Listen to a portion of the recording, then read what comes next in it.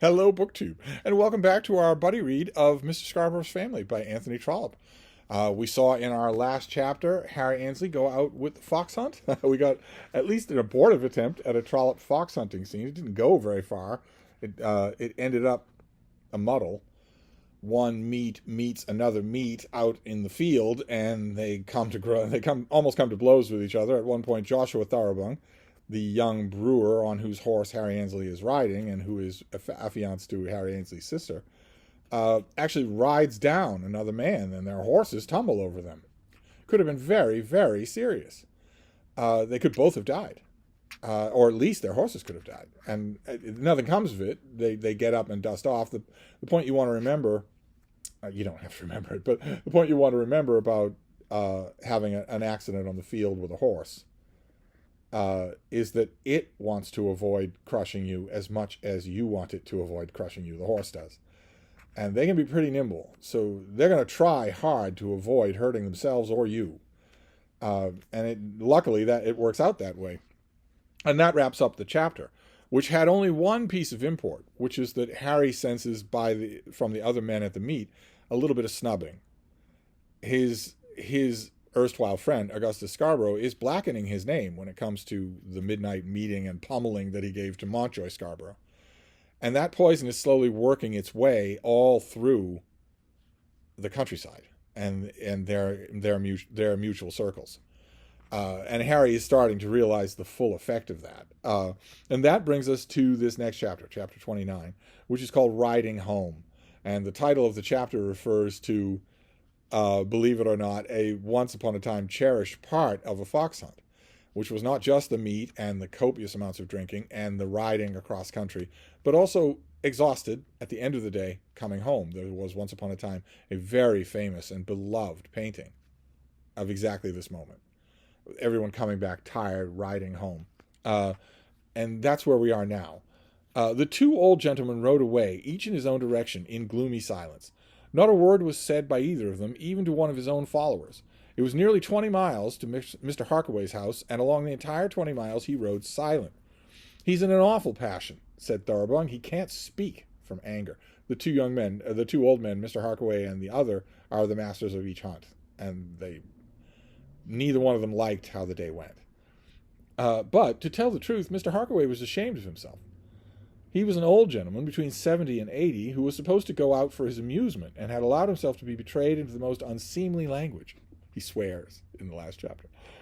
Was it necessary? What though the hound had not shown a line? Was it necessary that he, at his time of life, should fight on the road for the maintenance of a trifling right sport? And yet there came upon him from time to time a sense of deep injury done to him.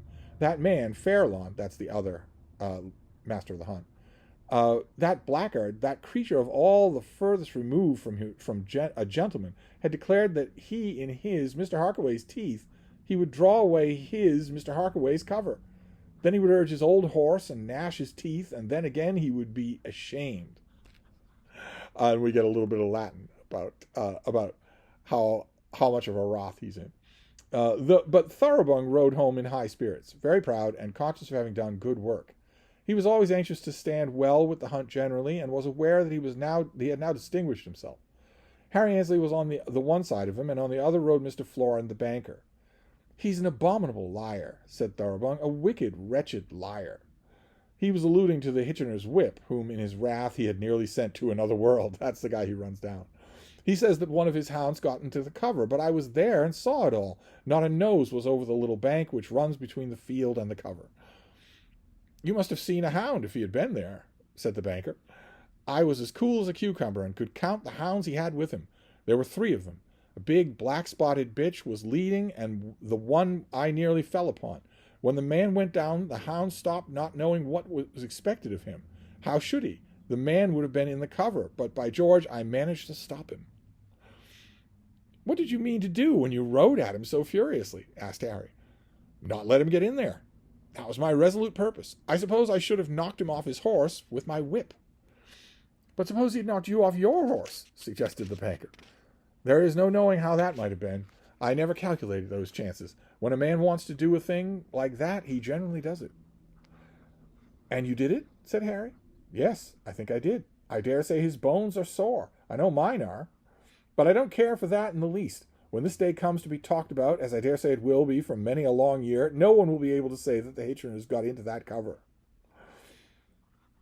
Thoroughbung, with the genuine modesty of an Englishman, would not say that he had achieved by his own prowess all the glory for the Puckeridge hunt, but he felt it down to the very end of his nails.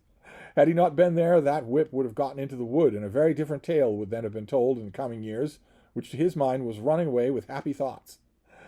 He had ridden the aggressors down. He had stopped the first intrusive hound. But though he continued to talk of the subject, he did not boast in so many words that he had done it. His veni vidi vici was confined to his own bosom. That is, I came, I saw, I conquered. These kinds of stories get told forever in fox hunting circles. As they rode home together, there came to be a little crowd of men round Thoroughbung, giving him the praises that were his due.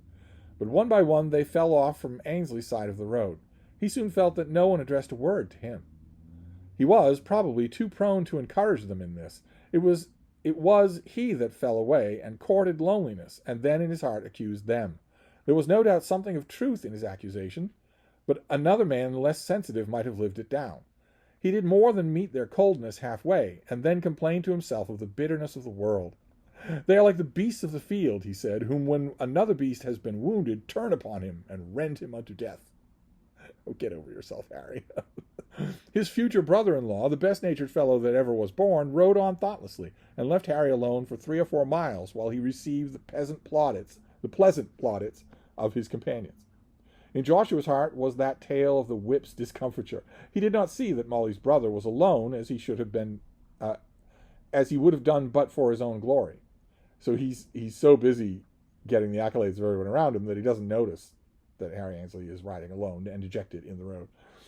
He is the same as the others, said Harry to himself, because that man has told a falsehood of me, that man being Augustus Scarborough, and has had the wit to surround it with circumstances. He thinks it becomes him to ride away and cut me. But Joshua Thoroughbung is not doing that. He's the most decent man in the world. He's more upset about everything that's happening to Harry than a lot of Harry's own siblings are. Then he asked himself some foolish question as to himself and as to Joshua Thoroughbung, which he did not answer as he should have done. And he remembered that he was then riding Thoroughbung's horse, and that his sister was to become Thoroughbung's wife. What is that question that he asked himself? Could it be which one of them would win in a fight? Could it be that he's a little more belligerent than he wants people to think? Could that explain the encounter with Montjoy Scarborough? After half an hour of triumphant ovation, Joshua remembered his brother-in-law and did fall back so as to pick him up. What's the matter, Harry? Why don't you come on and join us? I'm sick of hearing of that infernal squabble. Well, as to the squabble, Mr. Harkaway behaved quite right. If a hunt is to be kept up, the right of entering covers must be preserved for the hunt they belong to. There was no line shown. You must remember that there isn't a doubt about that. The hounds were all astray when we joined them. It's a great question whether they brought their fox into that first cover. There are they who think that Bodkin was riding just across the Puckeridge County in search of a fox. Bodkin was Mr. Fairlawn's huntsman. If you admit that kind of thing, where will you be? As a hunting county, just nowhere. Then, as a sportsman, where are you? It is necessary to put down such gross fraud. My own impression of it is that Mr. Fairlawn should be turned out for being a master. I own I feel very strongly about it, but then I always have been fond of hunting. The point that he's getting on here, the point about fox hunting that he's getting at here, is that you can't go running around the countryside looking for a fox to hunt. The fox has to be your own. It has to be from your own covers, from your own land. You can't go elsewhere to look for it. And the way that you will know whether or not you're going elsewhere is if you're in front of your dogs. If your hounds pick up a scent. If they're following a scent, well, okay. But if they're not, and Joshua Thoroughbung is sure they weren't, they were milling around with each other, well, then you're at fault if you're looking for a fox on somebody else's land. Just so, said Harry sulkily, who was not at least interested as to the matter on which Joshua was so eloquent. Then Mr. Proctor rode by, the gentleman who in the earlier part of the day had disgusted Harry by calling him Mr. Now, Mr. Proctor, continued Joshua, I appeal to you whether Mr. Harkaway was not quite right. If you won't stick up for your rights in a hunting country. But Mr. Proctor rode on, wishing them good night, very discourteously declining to hear the remainder of the brewer's arguments. He's in a hurry, I suppose, said Joshua. Is he in a hurry to get away from Harry? You'd better follow him. You'll find that he'll listen to you then. Harry thinks so. I don't want him to listen to me particularly. I thought you did. Then for half a mile the two men rode on in silence, because Harry's being an ass.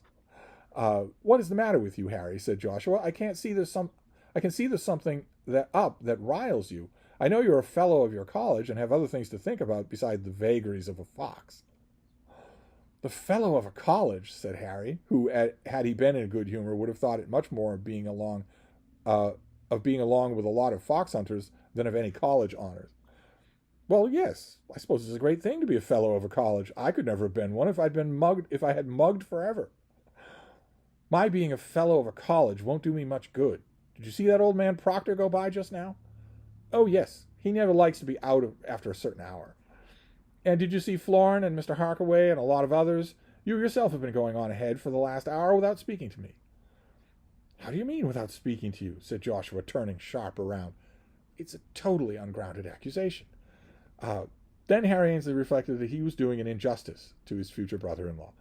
Perhaps I've done you wrong, he said. You have. I beg your pardon. I believe you are as honest and true a fellow as there is in Hertfordshire. But for those others... You think it is about Montjoy Scarborough, then? Asked Joshua. I do. That infernal fool, Peter Prosper, has chosen to publish to the world that he has dropped me because of something he heard about that occurrence. A wretched lie has been told with a purpose by Montjoy Scarborough's brother, and my uncle has taken it into his wise head to believe it. The truth is, I have not been as respectful to him as he thinks I ought to, and now he resents my neglect in this fashion. He is going to marry your aunt in order that he may have a lot of children and cut me out. In order to justify himself, he has told these lies about me, and you see the consequence. Not a man in the county is willing to speak to me.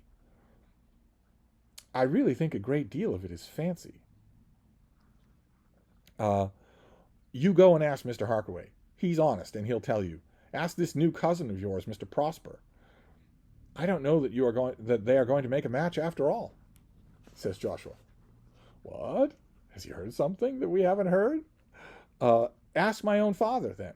Harry can't listen to anything but his own self-pity. Only think of it, that a puking idiot like that, from a mere freak, should be able to do a man such a mischief. He can rob me of my income, which he himself has brought me up to expect.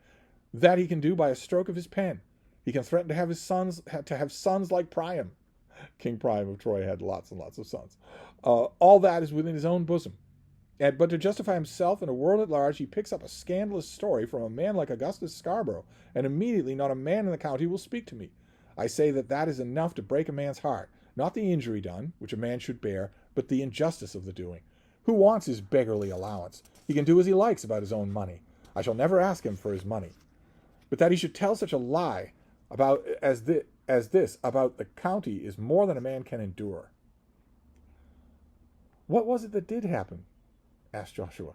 Who knows how long he's been waiting to ask that question. The man met me in the street when he was drunk, and he struck at me and was insolent. Of course I knocked him down. Who wouldn't have done the same? Then his brother found him somewhere, or got hold of him, and sent him out of the country, and says that I had held my tongue when I left the street. Of course I held my tongue. What was the Montjoy to me? Then Augustus had asked me sly questions and accuses me of lying because I did not choose to tell him everything. It all comes out of that. Okay, Harry, you can tell yourself that. But it's not that you didn't tell him everything when you were being questioned. It isn't that you didn't tell him everything. It's that you told him a black and white lie, as your uncle would say. A lie. You told him a lie. It's not that you held facts back. But anyway, here they had reached the rectory, and Harry, after seeing that the horses were properly supplied with gruel, took himself and his ill-humored upstairs to his own chamber. But Joshua had a word or two to say with the one or two of the inmates of the rectory, one in particular, we can imagine. He felt that it would be improper to ride his horse home without giving the animal time to drink his gruel, and therefore made his way into the little breakfast parlor, where Molly had a cup of tea and buttered toast ready for him. He, of course, told her first of the grand occurrence of the day, how the two packs of hounds had mixed themselves together, how violently the two masters had fallen out and had nearly flogged each other, how Mr. Harkaway had sworn horribly, who had never been heard to swear before, how the final attempt had been made to seize a second cover, and how, at the last, it had come to pass that he had distinguished himself.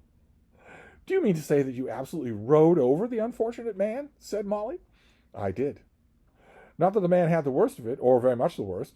There we were both down, and the two horses all in a heap together. Oh, Joshua, suppose you had been kicked. In that case, I should have been kicked.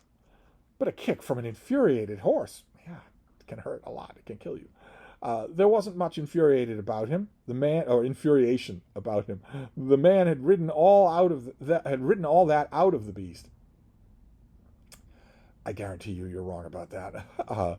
You are sure to laugh at me, Joshua, because I think that what terrible things might have happened to you.